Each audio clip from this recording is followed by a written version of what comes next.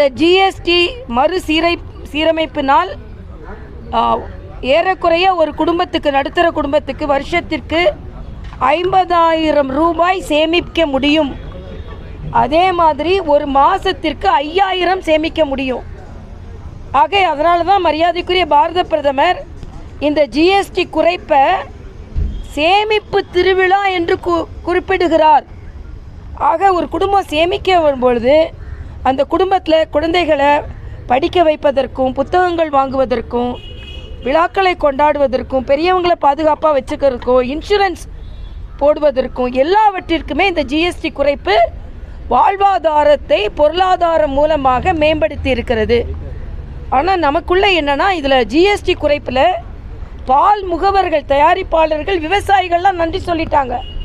ஏன்னா எங்களுக்கு 40% அளவிற்கு குறைகிறது என்று. ஆனால் இங்கே